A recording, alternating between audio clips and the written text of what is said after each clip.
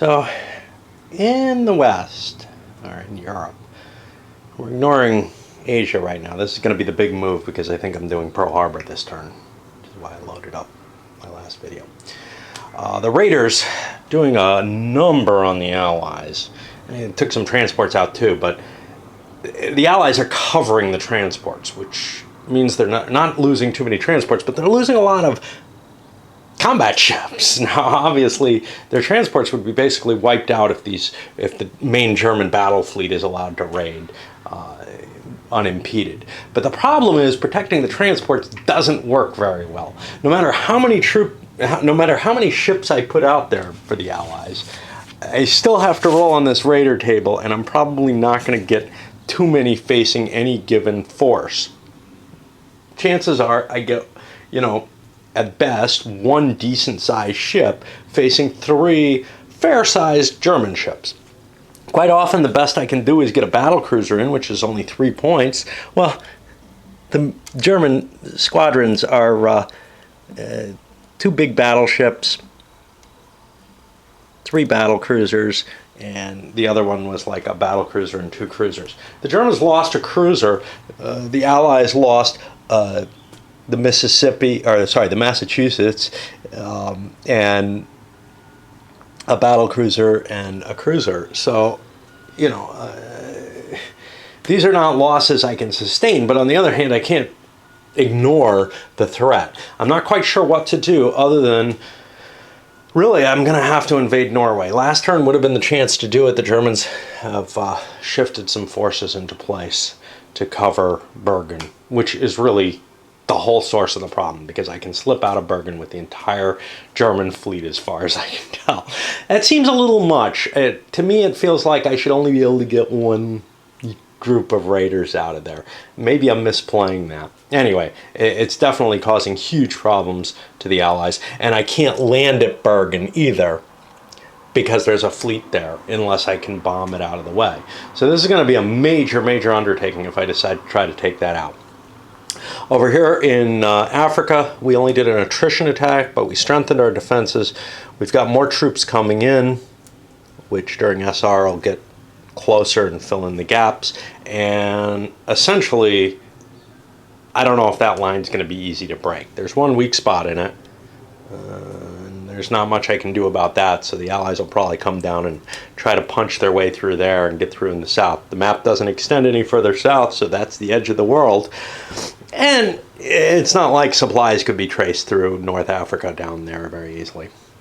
Over here, though, we've got a hex, which means we can defend the Qattara Depression area, and we've pretty much gotten ourselves a stalemate line in Egypt. We've got a couple more troops we can start skimming into Tunisia, Algeria, and try to defend that side of things. Here's the problem. If it gets down to Tunisia, I got to worry about running back. But as it stands right now, we're kind of stemming torch. So, and especially if the Allies have to concentrate on Norway and try to make a major invasion up there, that's going to be really, really painful. Starting to shift some planes up to help cover because we've got too much trouble there. We haven't done the builds yet, but I like to do the military side over here before I go to the economic side of the turn.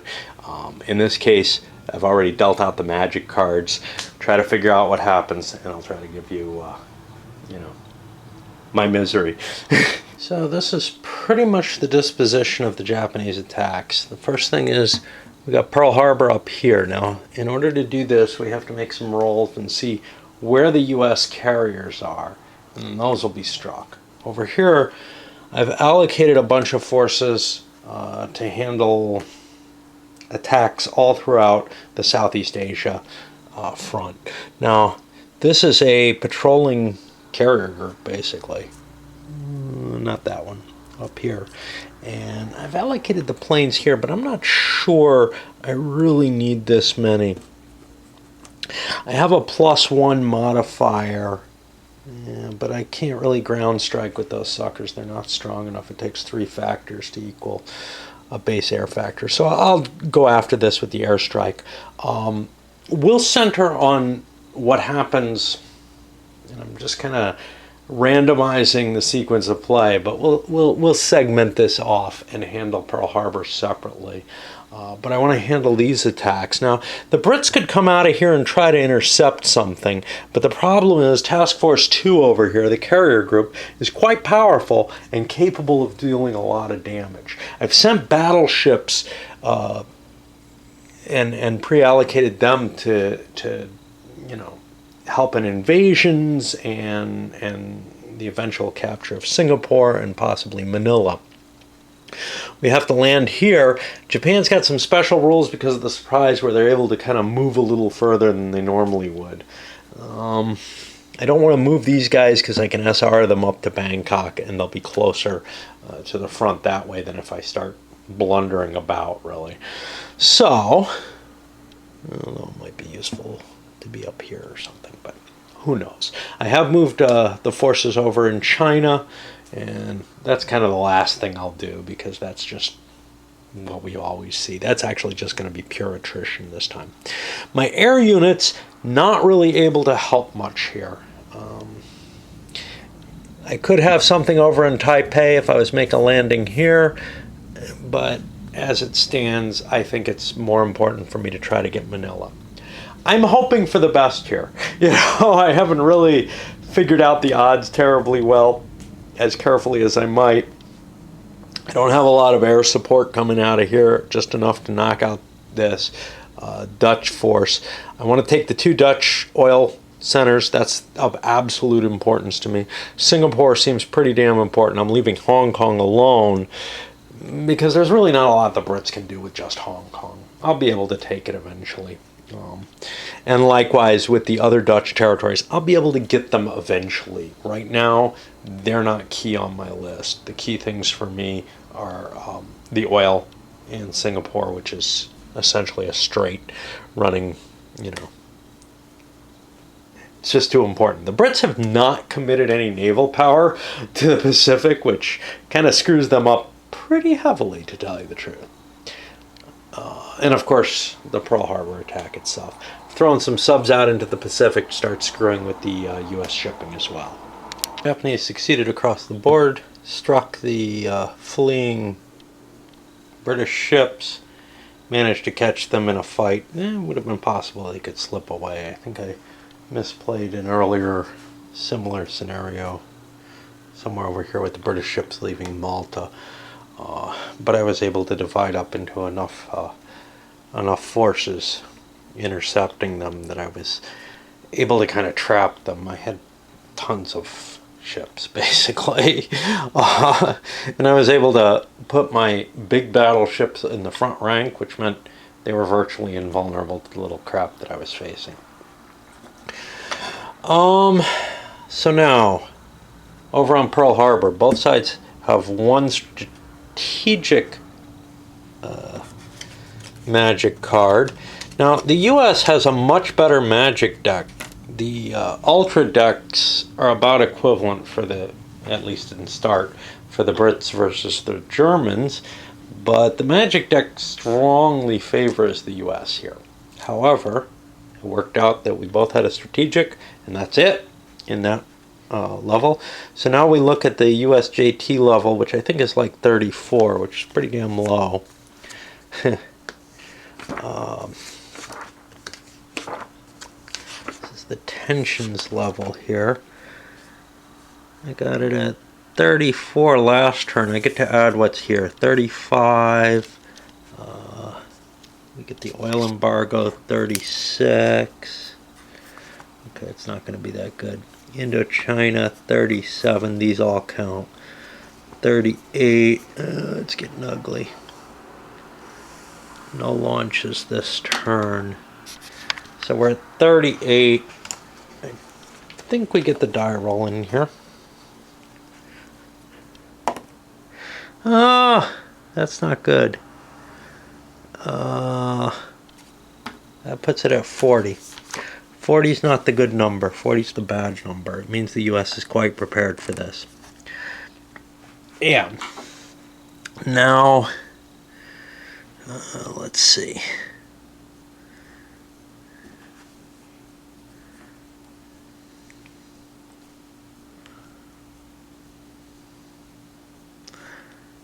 We're going to look for, I guess, a surprise. The DRM, I don't see a DRM.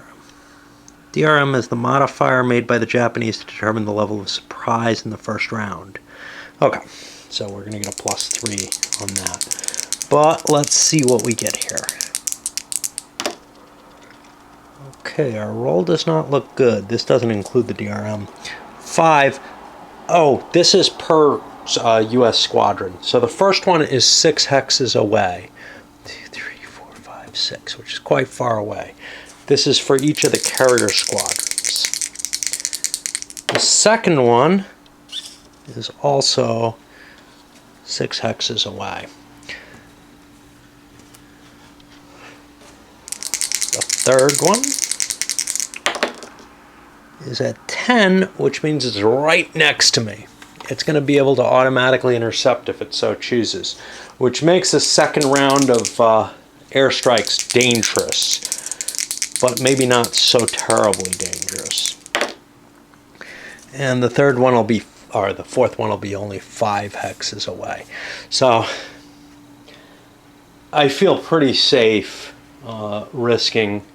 Each of these squadrons is sitting here. They're each going to be, they're 10 factors of Navy struck out of the battleship row. The rest of the battleship row has to sit there, but it's all my old battleships. So that's all that's going to get pounded. Pretty historical, actually. And the ones that are out at sea probably will not engage.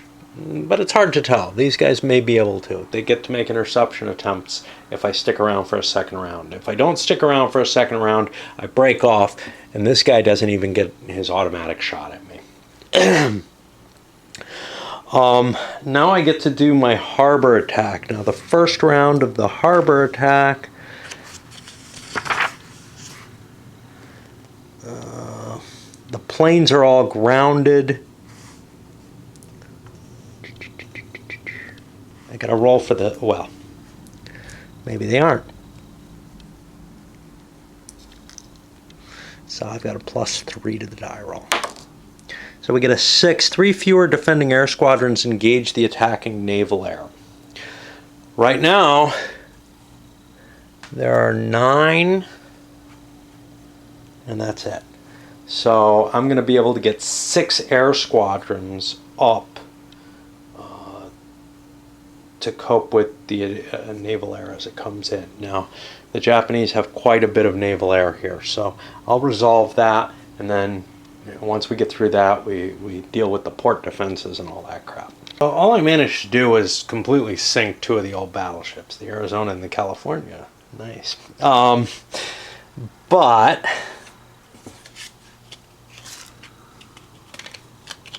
here. Here's the thing. The Japanese do not know where these U.S. task forces are, how close they are. I don't have a whole hell of a lot of planes left. I took losses, not these yellow ones, but now these black ones, because once you lose the elite air units, you only rebuild them as regular air units. I have to make sure of that because maybe Pearl Harbor is a special case where you get the yellows back. But from now on, the yellows are kind of an irreplaceable resource, which kind of sucks because they're my good planes with a +1 to their air capability. If I want to stick around, I'm potentially vulnerable. And essentially, I suffer 1 round after my airstrikes. I suffer 1 round of naval combat. The Japanese naval units, their naval air units will not be available unless they keep them back for cap. Each carrier task force is going to be considered a separate combat group. The U.S. finds the Japanese strike force automatically, and the Japanese do not find any American combat groups. This means I'm pretty much sitting ducks to whatever finds me. Now, if it's 1 carrier group, that's, 3 naval air factors. Hey, no big deal. And I don't know the disposition of these. Looking at Pearl Harbor surprise table, there's a good chance that we're talking 50-50 here. They're just going to make a single roll based on the distance. And if they roll that number higher. So I think it's very unlikely the Japanese are going to stick around. They're chicken. Even though the situation as it actually is means they probably won't get hit by much. I'm going to let them stick around on a 1. Yeah, they're going to just pull out of there. And honestly, they don't have that much to gain.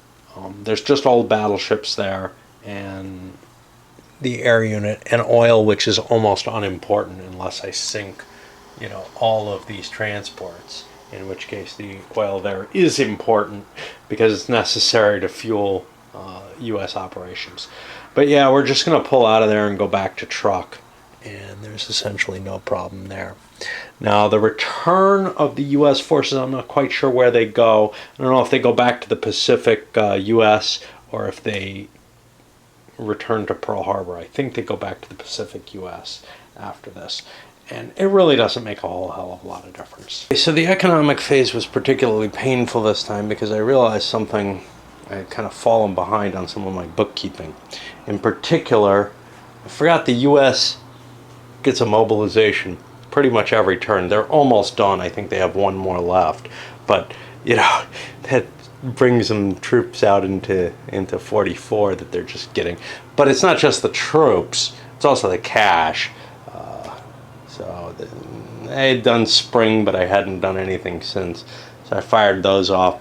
And now that we're at war in the Pacific, the same thing is happening where we're just getting mobilizations every turn. The U.S. is just economically such a giant in this design.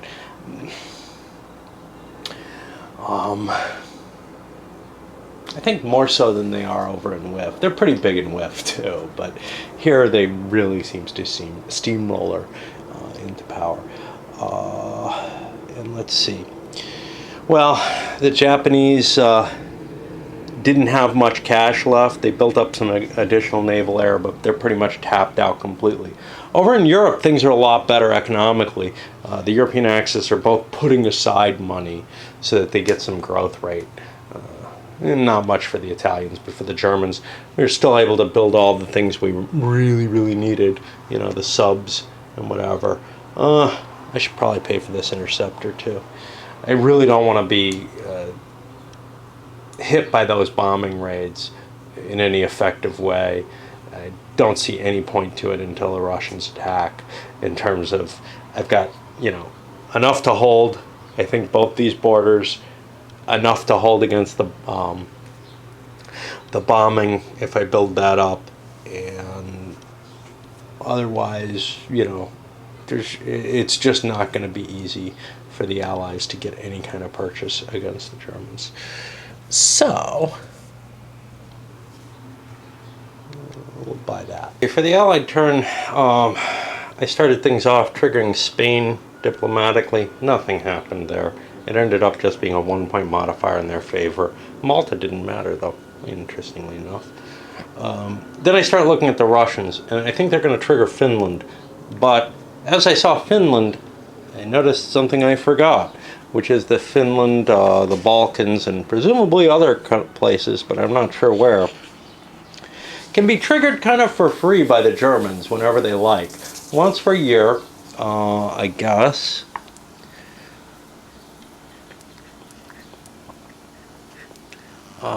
Anytime before Russia and Germany are at war. Now, this is a weird situation because with no points in a country, it's kind of iffy, but I have these bonuses on these countries. Bulgaria I have a +4 on. Finland I only have a +1. I probably wouldn't trigger that anyway. Hungary I have a +6 on. You know, these are countries that are going to swing into my camp almost naturally, as long as nobody's throwing points in. So I'm going to fire those suckers off. Russia's holding its subversion chits. They're going to use them against Finland. We're far enough along that we can actually do that. That will further piss these guys off and they'll get a reaction roll. But first I'm going to see what happens with, well, with the Balkan states. Romania's at a +5, Hungary's at +6, Bulgaria's +4. I think those are just worth considering rolls on at least. So I'll be back after I'm done with the diplomacy. This has been a kind of painful turn in terms of catching up on the stuff that I haven't really been paying enough attention to. I don't think it's terrible that the Germans didn't roll for these earlier, but that's money they could use, and if they had been associated, Serbia might have fallen. As it stands, they were kind of disallowed from moving into Serbia. I wonder if Croatia is a similar situation. Kind of like to look that up in Gathering Storm as well, if I remember. Well, it seems to me that my Russian plan, which was to subvert Finland, can't be done. I can't trigger a Finnish roll until Russian-German tensions are up to 50. Maybe I would have done it to Romania instead, but the penalties against me in Romania were pretty high. So Romania at this point has gone allied to the Germans. Croatia started allied. There was, the way the Gathering Storm rulebook was worded and my skimming tactic for handling rules, well, I ended up applying the wrong result, the result that would have happened from a civil war rather than an Italian takeover. I was very confused why Croatia wasn't more aligned with the Axis. Had that been in place, Serbia almost certainly would have fallen. Had these been triggered earlier, Serbia could have been taken. Maybe we'll take it now. It's not like we don't have a lot of troops available. Hungary's just associated, which means these forces are on the board and they will support the German forces, but they're not actually in the war yet. And I'm not sure what brings them in, if they're attacked or whatever. That doesn't trigger them coming into the war fully. But they're giving all their cash over. Same with Bulgaria and Romania. Bulgaria's under Hex control. That's the same situation over here with Turkey. I'm leaving no BRP marker there because the 10 are there, and Turkey is giving 20, which, you know, I just don't have an easy way. The countermix doesn't allow me to generate more than that. The Russians may just attack the last of the Baltic states, get themselves in a better position to start their strike east. They have our west. They have enough tension to be allowed to do that. And I think it rises tensions every time they do something. That's the only country they can really attack. They could attack Persia, but they don't really want to do that. Persia is at worst nothing to them. The oil might be useful, but that's oil they'd have to defend. And that oil is kind of available to the Allies if they open up a route through the Caspian anyway. So there's no big deal there. So, yeah. Basically, all of this turn has been spent on trying to catch up with things that probably should have happened earlier. There's some economic effects, or all of this day, not the turn. There's some economic effects that have additional consequence that I wish, I wish I had been kind of more aware, but yeah, it's part of what happens when you're playing a big complex game. You're gonna forget some things, and there's just no other way of tackling this. It's so many different little rules. Not that I didn't make the same kind of mistakes with WIF. So I just don't hold these kind of mistakes to the same standard as when the core system seems to have these little special bolted on rules, like with the production of units and such on. Anyway, pretty soon we'll be able to start the Allied turn, and we'll be able to look into the restrictions on the US and Britain for the first turn here. I was unable to get any troops down to Saigon. Maybe I should. I don't know. I'm having a hard time finding anything. I guess I could pull this guy out of Seoul. He's not really doing much to me. Anyway. On the other hand, I probably wanted these Marines no longer to be where they are.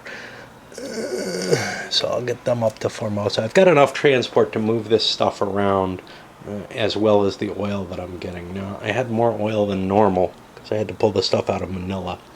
That clears up all my oil problems for Japan. But, well, also, I'm able to produce 6 a turn.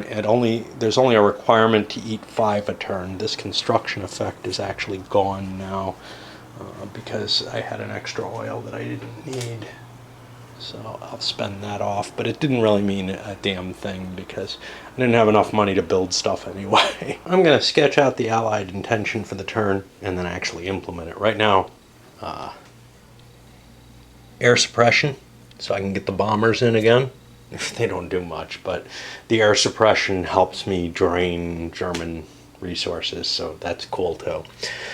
And I could be bombing this crap too, but I sent what amounts to 3 task forces with an invasion force ready to try to take Bergen. Yeah, it would have been easier last turn, but that would have been kind of a cheap shot. So, you know, I don't know.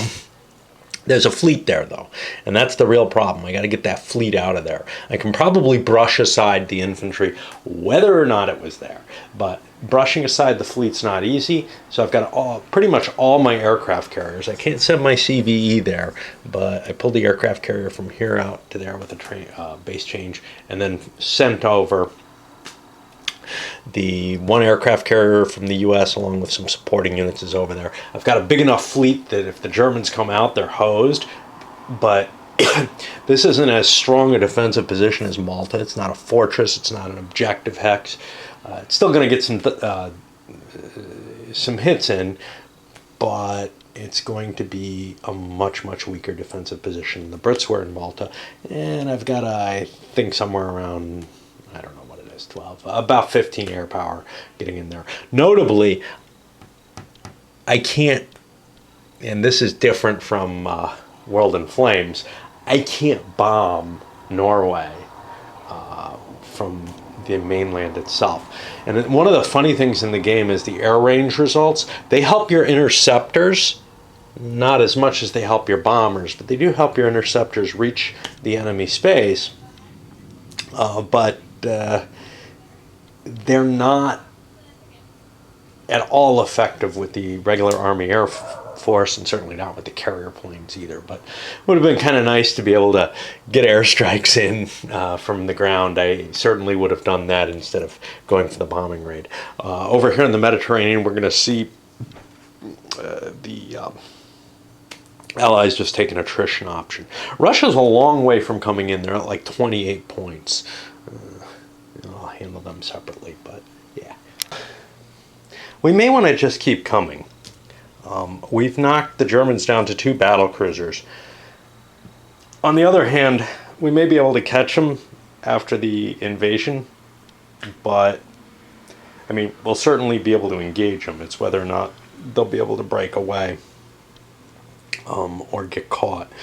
I think given the cost of naval air compared to actual fleet factors, I'm going to just keep trying to bomb them and finish them off. We've got a bunch of stuff bottomed out on the harbor here, and a couple of ships that are just broken up. Well, one's just a cruiser, but the Bismarck is broken up so badly. Basically, we're breaking the German naval capability completely here.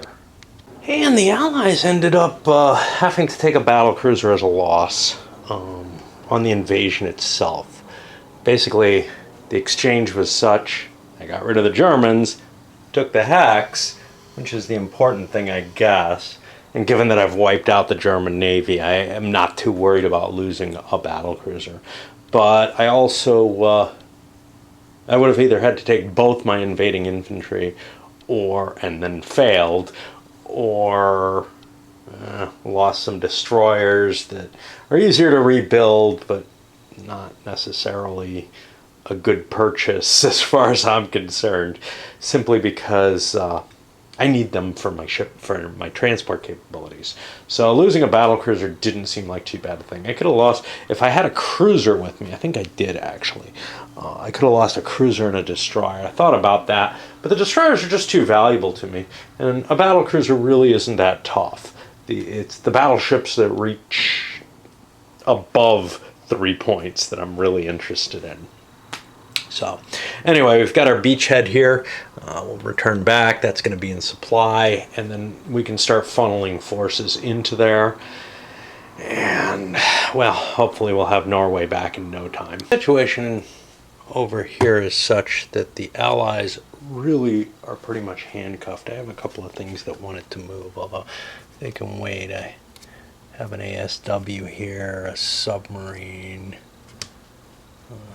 These might be, I don't know where these are.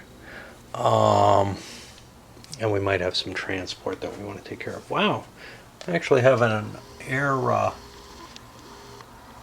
transport over there. Interesting.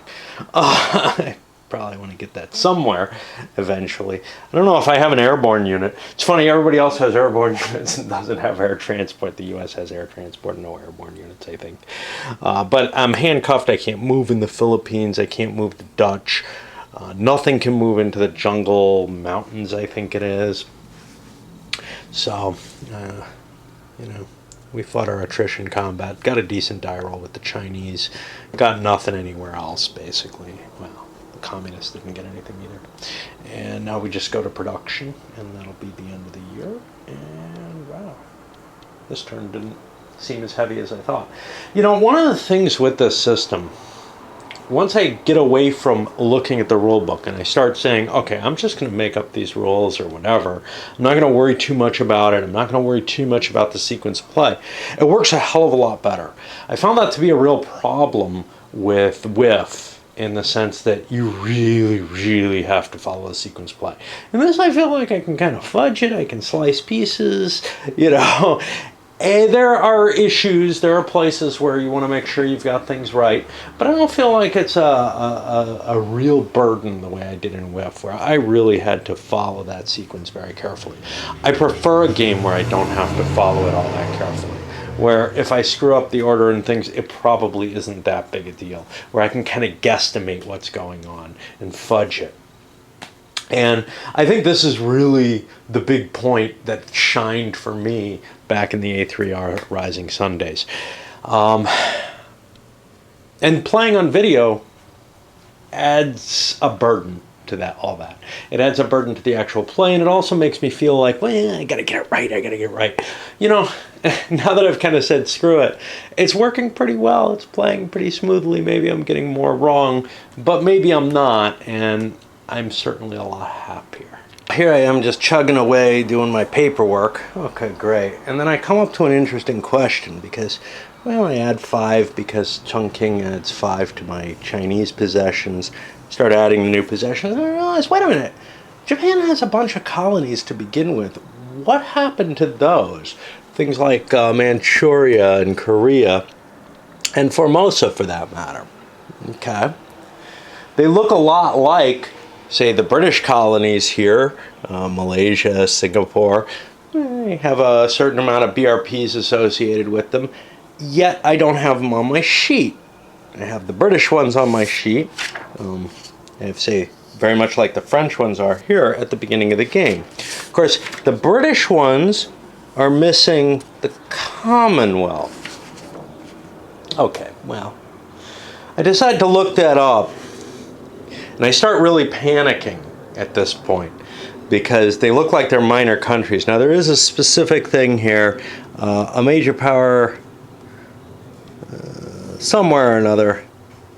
Okay, Britain, France, Russia, Italy, and Japan receive BRPs for the colonies at the start of their scenario in which they participate as major powers, as unconquered powers. Exception, Japanese colonies are key economic areas. They don't count. I assume there's a similar exception with the Commonwealth itself. But man, you know, even if you're just chugging along following their player aids and stuff, you can get yourself in trouble very easily and have to go look in the rules again and try to hunt down a single specific line or whatever. Where things just could have been handled in the same manner across the board, right? I mean, this is what just kills me with this game, is how much everything's just these special cases. Hey, Japan's colonies, no, we decided to handle them differently.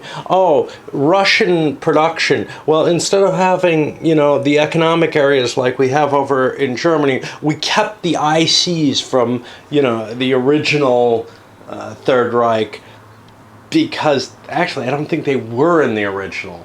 I don't remember. I think they showed up in Advanced Third Reich, but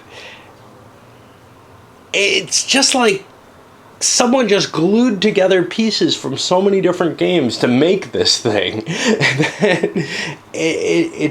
it doesn't have a vision behind it in the way that most games really do.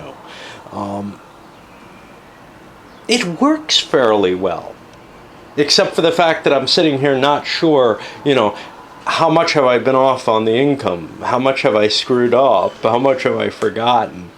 Okay, I think I've made it through the majority, all of the YSS. And I'll tell you, I've probably mentioned this before, but the US is a total powerhouse in this game in a way that it really isn't in WIF. And I think actually that's more accurate, but at least it comports better with my views of the war, etc. The one thing, I feel like the Soviet Union in both games is actually probably a little underrated. Here I've been making a decision, I guess kind of accidentally or whatever, mainly because I don't want to look up to see if I can, in that I haven't upped the production of my ICs. I'm just taking what they can have. My view is Germany looks like they're in a lot of trouble once the Russians come in. That may not be the case. The Russian bear may take a swipe and then just get shoved back, very much as they did historically. However, it feels to me like Germany's kind of just holding on in these areas. It's being threatened up here in Norway. It really doesn't have a lot of ability to do much. And once the Russians attack, the Allies will be able to come pumping in. So I haven't been building up that IP I think they're called IPs, I don't remember now. IC production levels. And that could be a serious weakness for the Russians. Again, largely it's because I don't want to face the rulebook, because I suspect there may be a limitation on my ability to do so. I'll tell you one thing that's confusing as hell, annoying, whatever, is the strategic bombers as a specific intelligence item. Again, this is kind of the... look, if you want to add strategic bombers to your production pool, you have to indicate them specifically. Same with ASW, transport, stuff like that. But most shipping, you can kind of just build, but you know, some of it requires the tech, some of it doesn't, in order to actually be in the force pool. Same thing with the air. Some of it comes from general air production, some of it is specialized. You know, I mean, it's one thing like specialized military units, okay, you know, that's the first exception. I'm not sure why I have to devote a specific research category to that. I mean, I can understand in terms of, you know, once you start to rationalize it all, yeah, it kind of makes sense. But man, it adds extra layers of complexity to the rules system that really aren't that necessary. That decision to increment my force pool, why is it a big deal that I make that decision at the year's end? What's so magical about that, right? You know, because I can have it in spring, you know, whatever that specialized unit is, but unless I pre-planned for it, I can't have it in the winter or whatever. And there's no real reason not to just take all your force pool builds in the spring anyway. So it's very weird. It takes away some of your flexibility later in the year, and for no real discernible reason why spring is different from winter in that case. The YSS is going to impose some restrictions on you. Why make them, you know, more onerous? at one time of the year than another. I'm not sure. So there's a lot to the rules that you could say, well, yeah, it makes sense that you'd have to develop your Marines separate from your regular infantry force pool, or your bombers separate from your multi-use, shorter range planes. But then the same could kind of be said about interceptors, but not really. They're sort of the same as regular planes. I think there's a conversion rate. I remember there used to be where you could pump regular planes into interceptors. That seems to be less important now because the fight isn't just taking place here. You actually have to trace the bomber route and intercept it. So maybe that's been taken away from the game. It's hard to tell without facing the rule book. But the point is just that different things are handled differently, and some of those, perhaps most of those differences to force pool additions, etc., don't really make sense why they would happen only at the beginning of the year. Why you would have incredible flexibility in springtime and not have it at some later point. Just aggravating. Anyway, what I was getting to though was the US, not just in production capabilities, but in research capabilities, because they're up to like 600 BRPs, but they also get this huge BRP growth because they're not spending them all. And that affects your technology as well. That I think was a fudge that was added in. I don't think that used to exist in the research rules. I'm not positive, but it definitely changes things. And you just have so many choices at this one point. Well, you have so many choices at a lot of points as to what you're doing, like why I haven't gotten my partisans built up. Well, because I have too many options. It's not really a matter of I don't have enough money to buy all those options. It's actually more a matter of I don't have enough brain power to hold all the options in my head. So that's that's one of the major factors. And obviously practice improves it. The more you play the game, the better you get at it. It's just I feel like that curve, there's so many special cases in this game that curve becomes very big. Unlike some of the other monster rule books out there, ASL, SFB, whatever, those tend to be rule books that say, all right, here's your scenario, and you're playing with these special things, so now you got to look them up. Here you're playing with all the special things all the time, except for, in some of the small scenarios that are meant to give you kind of a feel for the game.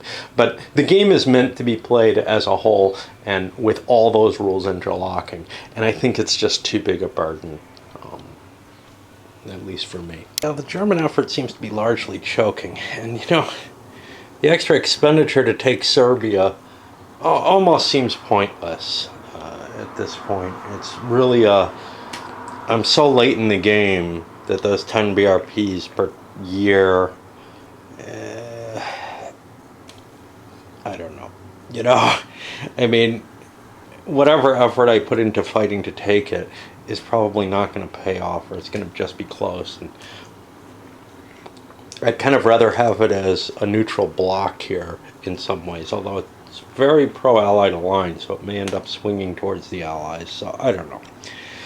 But I don't want to be bothered with it, to tell you the truth.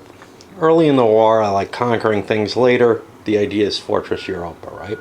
Well, the Germans, pumped some forces up into Norway. I forgot to roll their attrition. They got nothing. Over here in the Med, they pumped over, did a partial offensive operation, destroyed a couple of U.S. military infantry, but they took so much air losses. It was a straight-up exchange, not what they wanted at all. They only had a 2-to-1 attack, so it was probably dumb. But the idea was, if we can push the Allies back enough here, we can threaten Gibraltar and all kind of interesting stuff happens, right? Well, the attrition table, however, gave us a hex here in Egypt. I had started sending the armor back this way, but I think I want to channel it back, move some air back this way, and see if I can do something against the Brits in Egypt, because that's a lot harder to supply. It's kind of got to come up through the Indian Ocean. Ethiopia fell this turn. The fight in the North Atlantic is pretty much over. The Germans are still doing casualties to the Allies, and it's still worthwhile for them to pump submarines into the fight because they're causing more damage than it's costing them. But they're not going to be able to strangle Britain by any means. There's just too many ASWs. CBE counts as an ASW, as well as giving additional bonuses if I get enough of them in there. So, it's just this kind of slow trickle. I was hoping to get an advantage from Ireland. I did a diplomacy on them, but that didn't get me anywhere. These raiders, I'm hoping they get a chance to slip out and do something. But otherwise, I don't have a fleet to send raiding. At some point, I got more ships coming, so I may challenge the Brits again with another raider task force. But my Navy's gone now. And actually, it's almost impossible for me to do so now because I lost Bergen. That became a top priority because the raiding was actually beginning to really hurt the Allies, and there wasn't anything they could do about it outside of that. We shift over to the Pacific next. If you watch a lot of my videos, you know I'm really, really bad at naval stuff, and I said that with this already. However, and often left with the kind of, well, what do I do? What do I do? Well, here, it doesn't feel as hard as in some of them for whatever reason. Maybe because I'm just kind of fudging the rules. I'm not sure. At least the sequence of play more than anything else. But I've come up with kind of a plan to do with the Japanese. I'm going to make an invasion down here because I don't have a lot of ground troops is really my big problem. I don't have a lot to build. But I didn't have the cash to build everything. Remember, I had the construction oil effect, which also was a potential limitation. But the real limitation was my BRP totals. So, I'm going to make a landing down here to take Borneo. But I can't really take Batavia. I can't take Hong Kong. It's just too much. And I'm trying to clear out the Philippines. So what do I do with the Japanese Navy? Well, some of it set sail and made a quick invasion of Wake, which really, is kind of out of range. And I've got of the U.S. and I've got myself my big old patrol here, which is planning on airstriking. Now, the U.S. has a chance to intercept the patrol. They could have potentially intercepted this, but then my patrol maybe intercepts them. So that's what the kind of fudging I mean is. I'm not going to try to figure out every single action that I'm going to do. Another opportunity might have been to try to raid up here, but I'm not really interested in that. I want to knock out the U.S.'s naval capacity, and so I'm going into Pearl Harbor again, basically, and they can come out and fight me or not, whichever one. The interesting thing about this is normally,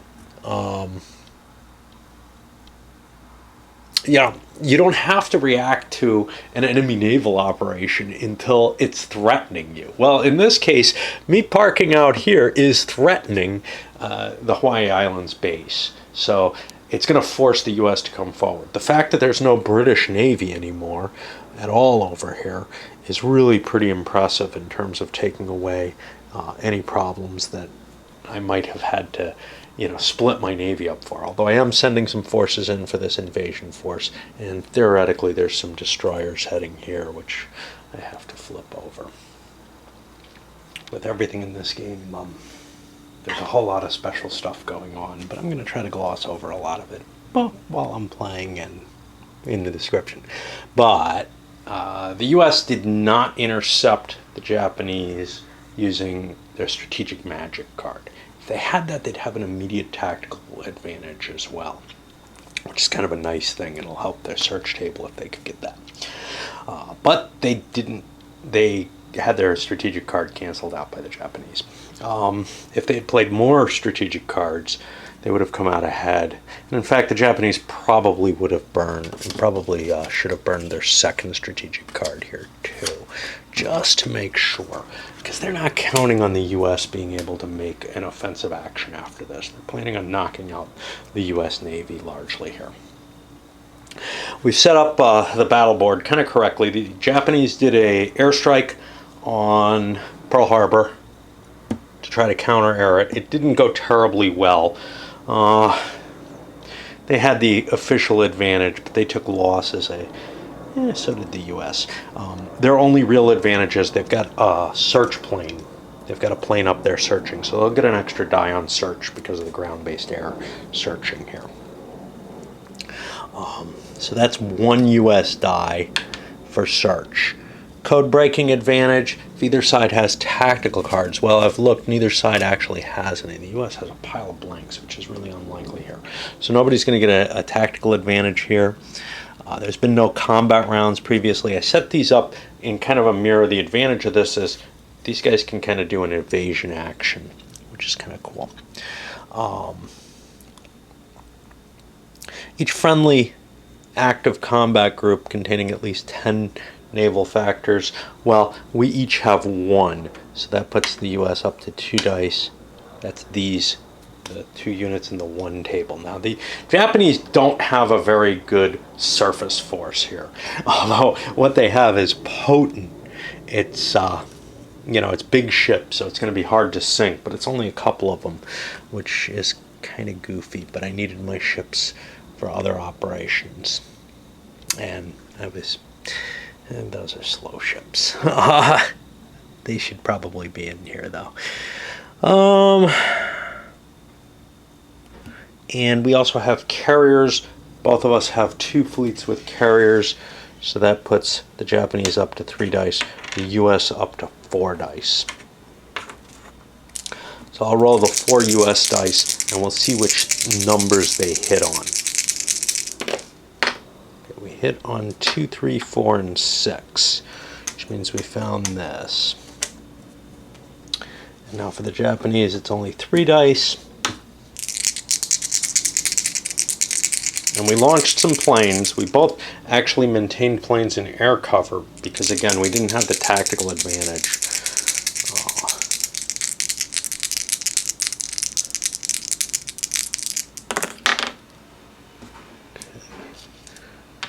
3, 4, and 5. So we found both their carrier groups, and now we have to decide on what the strikes are. Both guys found the other guy's fleet units. We're not going to have 4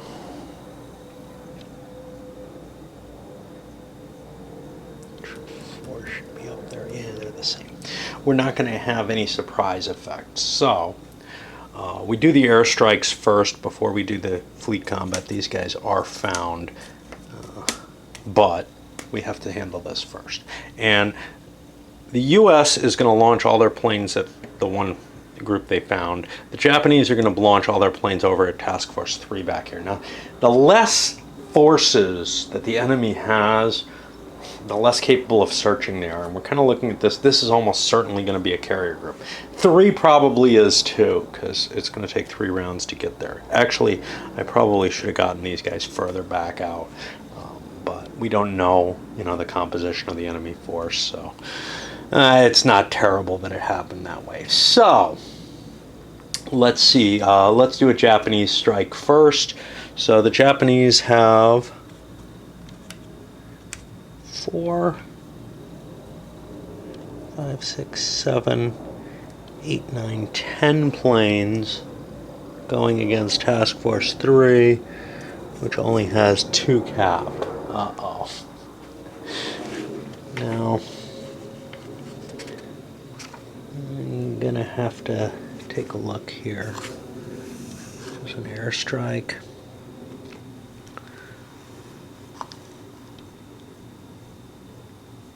Yeah, I gotta look a little bit to see how the counter air works, because I don't think the entire Japanese force is going to be facing them. I think they peel off some of it.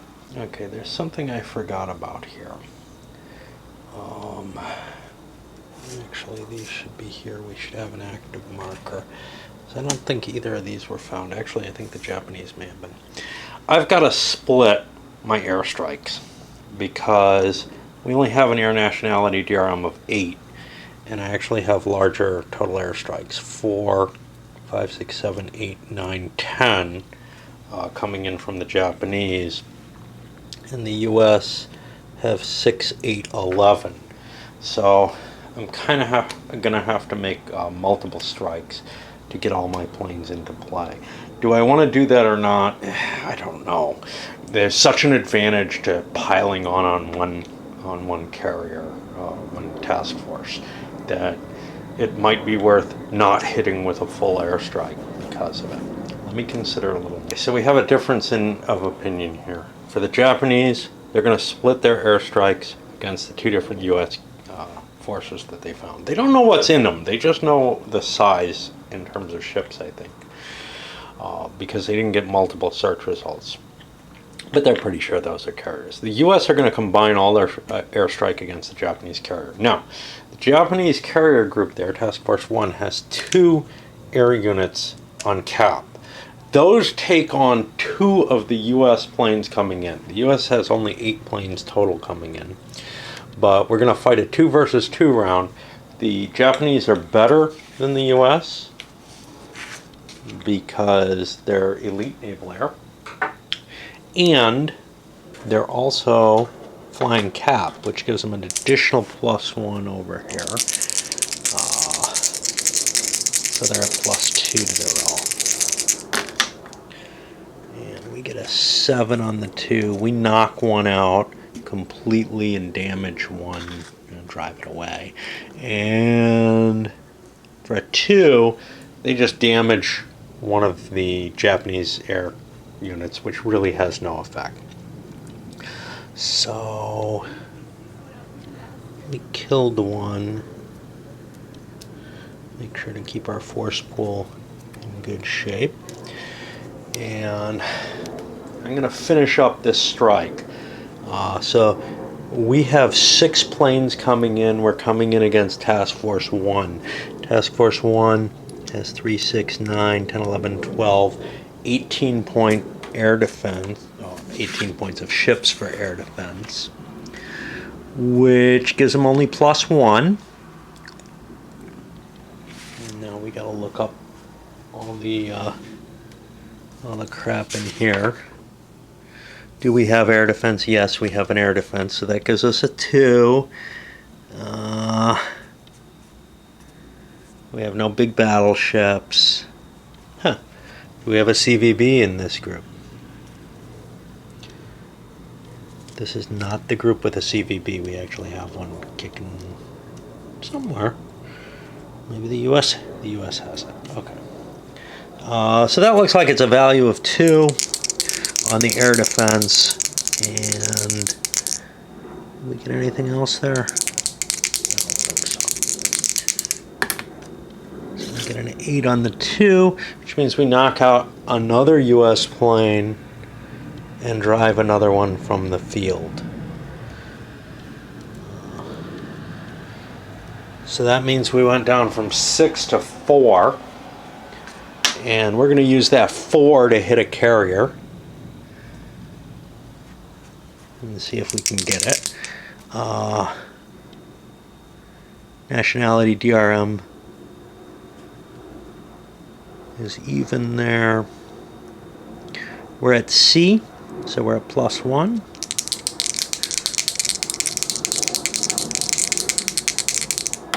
And planes are really, those aren't. 4. We got 2 hits on that carrier, so we're gonna damage it. I'm gonna find myself a damaged marker. I don't know what the effects of that are. I think it reduces its anti-air, and it may also make it difficult to land on. I'm not sure. That's something I'm gonna have to look at. But then I do the same with the strikes from the Japanese coming at the US, and we'll send Group 1 after 3, I guess, which is just 4 planes. And this is where it's kind of crappy, because the US is going to jump in and be able to have more counter-air of various types. I think it was a very bad idea to split my forces like this. But that's life. It's turning out to have been a terrible idea. So the U.S. carrier groups were not affected at all.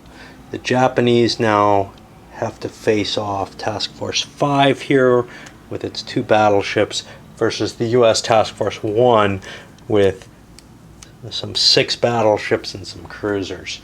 I I'm going to go after a battleship with each of my 5-point ships. The U.S., I'll figure out how they're going to allocate their points, but basically they're going to split them. So our naval DRM, if we can find it, is, I think, -2 on both sides. Okay.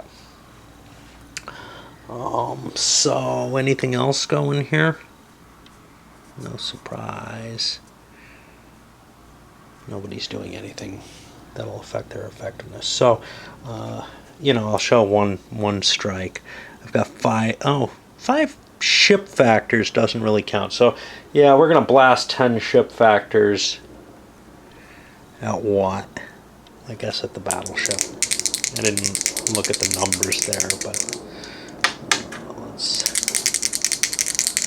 see what that does. 7.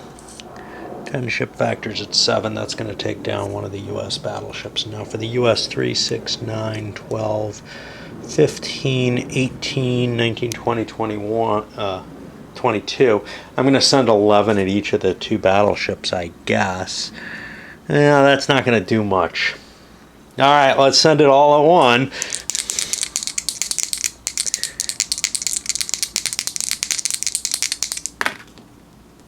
And we roll a 5 on the 22. That's going to be 4 hits. That's going to be a damage on one of the big ships, which is something at least. This is not going at all well for the Japanese. They're considering pulling out. Of course, they paid a big 15 BRPs to make this big attack. So there are reasons they might want to launch a further round. What they'd like to do, though, at the very least, is get this poor Yamato out of here. And to tell you the truth, they'd like to get the Akagi out as well, so they don't lose their carrier capability as much. The question is whether they want to stick around for another round. Now, reading through these rules, I'm having a hard time discerning whether or not. So if there was any other combat force around that could intercept them, it could intercept the withdrawing forces. But there isn't another one. And the question that comes to mind is whether the force that just won the battle, if it's not still engaged, which can go into a defensive patrol in that hex, can still intercept the fleeing forces. I'm going to say yes, because otherwise it's just too easy to get away. But that would be their only round, because after that, this is no longer a patrol that they're intercepting.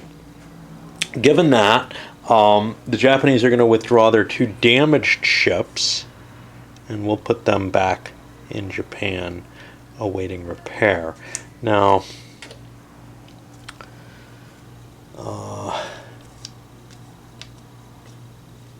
I can hold all these planes, and I can obviously hold these, and then we go to another round of naval combat. This marker goes up to 2, which means that the surface ships involved in those squadrons would be involved, but there aren't any that far up. And now we're hidden again, and we make more search checks. Probably should have withdrawn just to get out of the air range of the U.S. ground-based air, at the very least. Unfortunately, the Musashi went down. Both sides lost a carrier, and we really kind of want to leave. The U.S. does, the Allies do want to intercept, and they automatically do at 1 hex range, so we'll push this out another hex with a searching plane, and we set up for another series of combats here. The Japanese can just shove themselves out where they have room to evade in case the surface fleet is able to hit. We're back to round 1 of the combat, 1 hex out, and the forces get to reallocate. So the search rolls were such that both sides still found each other. Japanese will be able to launch an attack out on Task Force 3. the Japanese are going to evade the U.S. Surface fleet because they're not active, so they don't have to face all those battleships coming after them. But they do still have to deal with an airstrike. Nobody's got surprise or anything. Japanese can get out without having to continue fighting, and the U.S. has to return to Pearl Harbor because they're no longer hitting patrol hex. Both sides took out another carrier, basically. Plus, the Japanese elite air is getting eaten up. None of this is recently lost. This is stuff that they still haven't built. All their losses are converting into the black regular air units. So, Japan's capabilities are getting heavily damaged by this, and it really was not a good move for them at all, with one of their big ships damaged, another one destroyed. All they took out, they took out attrition losses, basically, but then took heavier losses on their own. You see there are no damaged U.S. ships. So this went very, very poorly for Japan, and we'll have to send that fleet back to where it belongs. And I wasn't able to keep this to a limited conflict. If I had only been landing here, I could have, but I wanted to advance in the Philippines as well. So I had to spend my full 15, which means no attacks, no attrition attack here. It wouldn't be big. It would have just been a 5-pointer. I think I get a die roll modifier, though, in my favor, because we got better quality troops with the Japanese. Against the Chinese, crap roll. 5 units, 2 counters. The Chinese can actually rebuild that until I can get Mandalay or cut a route from it to Kunming. And then, what else?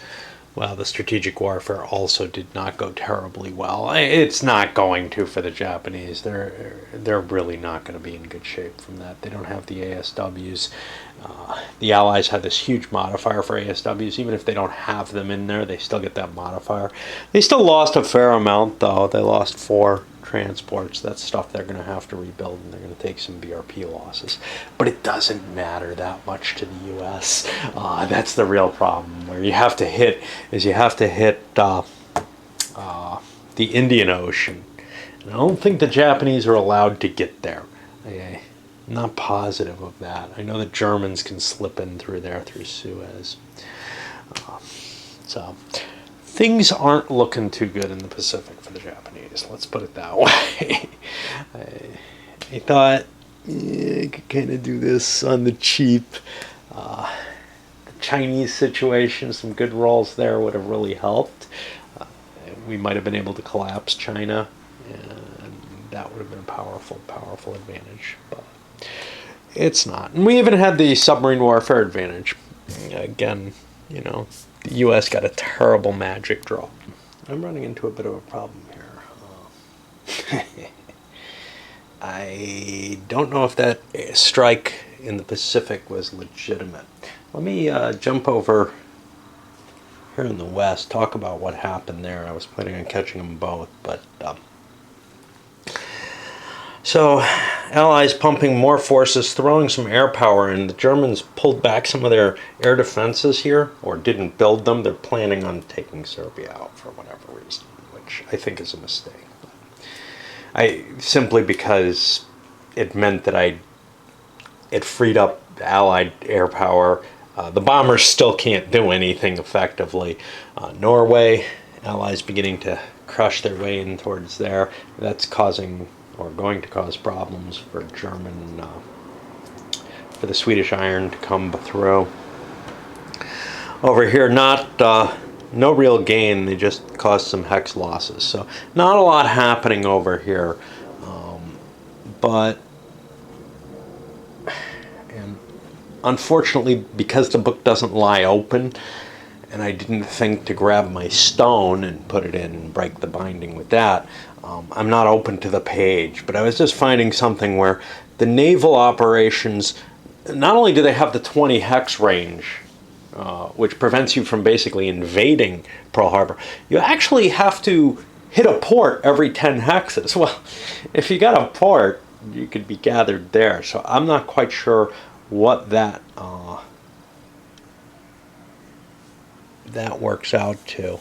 I'm not sure. Maybe this counts. I don't know. I've got to look a little bit more carefully. But as it stands, I was looking to try to see, hey, can I go, reinforce Guam?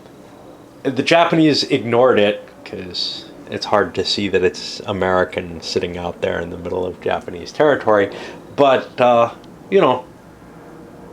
if I can slip the U.S. force into Guam, the Japanese should have grabbed it instead of Wake, right? But if I can grab Guam and throw some troops in there, I think that's going to become an important facet towards me being able to invade Truk, because I can't invade Pearl Harbor from Truk either. It's like 23 hexes. So I can get within range to airstrike. I can't get within range to invade, which means there's really no easy way, unless it's hiding here, that I can see for either side to attack the other. I mean, I don't have ports within 10 hexes of Hawaii, period, right? 1, 2, 3, 4, 5, 6, 7, 8, 9, 10, So, unless I build the artificial ports, this game isn't moving in either direction. And I think the Japanese aren't allowed to build artificial ports, which means they will never win the Pacific War to any significant effect. I got to keep looking at the rules. Maybe the island hopping is going to allow me to refresh at 1 hex islands, treat them as ports, in which case I'm largely okay. I wouldn't have been able to make it until I took Wake, which is close enough, and that would actually give me a reasonable reason for taking Wake. I suspect that's the case, but I'm not absolutely positive. More rule by exception here, and this is what kills the game, man, for me, because it's a big rule book. Even 1 or 2 exceptions is going to be painful, but instead this is the standard. So there are special range restrictions, exceptions in the Pacific. For the Hawaiian Islands, I can sail out 15 hexes before touching a port. But if I also control Wake, that can go out 20 hexes.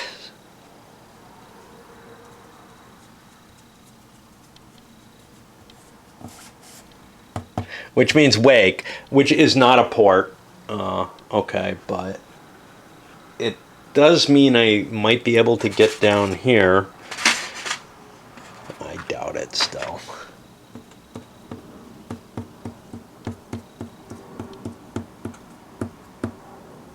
I might get to Pago Pago.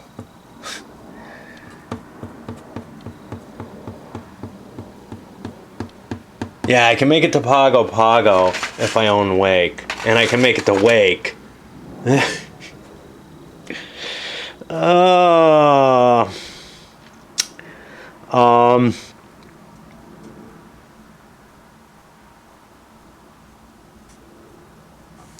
then over here for the Japanese, Midway, Johnston Island, and the Hawaiian Islands. Midway is only within range of naval activities if I control and supply Wake.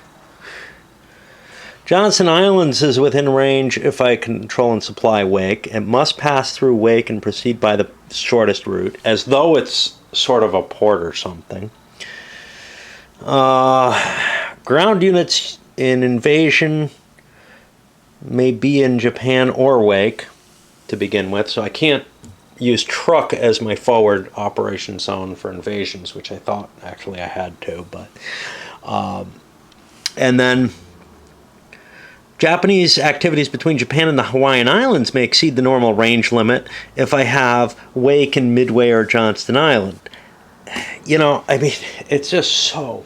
And then we've got more of them. I mean, it's not just a couple. This is so frustrating. I don't know what... I mean, I'll try to follow the rules at this point, but... this does really kind of throw a monkey wrench into the U.S. plans. I guess they're going to reinvade Wake. It's not like the Japanese bothered to fortify it. So there's not really a lot that can be done. The Japanese can try to intercept out here, but they don't have too many advantages, to tell you the truth. They got their Navy kind of chewed up. And here comes the full naval showdown. The U.S. is going into wake. The fleets from Japan and Truk had no real problem intercepting. Doesn't seem like there's range limits on interception, except you're rolling against the range. And even the forces in Taipei end up only 1 hex away. That means they're going to come into the interception as reinforcements. So we're going to have one hell of an invasion battle. Now, if I hadn't intercepted in the invasion hex, what the U.S. would have had to do is, there were 2 options. The U.S. can either send everything in to support the invasion, which is what I chose to do. It means that there's no secondary interception. The other option is, if I had multiple invasion targets in an area around me, I can send a patrol out and then send the invasions under the screen of that patrol. And then I can break off forces and intercept from my patrol as needed, so that, you know, the Japanese can't get a local advantage in any particular case, or they can't just pick on one force. They have to deal with that whole patrol plus whatever the invasion force is. Anyway, we'll see if the U.S. can survive the entirety of the Japanese fleet coming against it. This was not intercepting a patrolling hex, so the Japanese aren't going to get a further interception if the U.S. pulls away, which they may well do. The U.S. managed to find 2 Japanese sections, and they actually concentrated their fire here against Task Force 4, took down one of the light carriers. Okay, great. For the Japanese, they only managed to find 1, and so they sent, you know, their 8 planes in. They didn't do much. They damaged a CVB, which is definitely going to get out of there, right? But when we matched up the battleship lines, things did not go well. The Japanese have more surface vehicles than, or surface vessels than the U.S. does. I think 1 sunk. I think that's why he was flipped over. And they ended up taking 2 down in exchange for 1. Now, I've got additional ships coming. The U.S. has some idea what they are, but not absolute. It's all my light ships, but they're going to, you know, flesh out the capabilities and possibly be able to start hunting the carrier groups. That's just going to cause nothing but problems. Since I'm not coming out ahead as it is, I think the U.S. is going to withdraw. That's a big 15 BRPs of their own, but they don't care about money anywhere near the way Japan does. But it does mean that we got stymied. Japan's going to get a chance to fortify, reinforce wake, whatever, and continue their push forward. And I think we're pretty much as far as we want to go. We've pumped more forces into here. After taking Ethiopia, we can afford to drop some out into there. I don't think South Africa can be taken. So let's get some guys into Suez. And another one up here into Calcutta. Can't really get any further than that. Okay. We're actually putting a fairly hefty British commitment into Southeast Asia in terms of troops, which looks heavier than what the Japanese have in play. Now, the Japanese might be able to maybe bust through in South China and make their way into play. The U.S. gathering forces together here in Pearl Harbor. There's Marines in there. That's why the stack's so big. We actually reinforce Midway, try to make sure we don't lose that. With the Japanese fleet having engaged already, all of the fleet, it should be flipped over, but basically they can't stop us from shipping stuff around, so we even shipped into Port Moresby here. Over here we had a little bit more trouble. We had to worry about this. So we basically only had 1 escorted route available up from Scapa Flow, but sending that around to protect the Morocco convoy, we get a lot of forces into there. We basically, normally we would have enough force to ship into here and into Norway. We want to make sure that we've got forces. Norway should probably be able to hold out, and we're hoping to be able to actually make some ground here very shortly. And I can even move some of these forward, which I'll do. They get to do their movement after as part of their SR.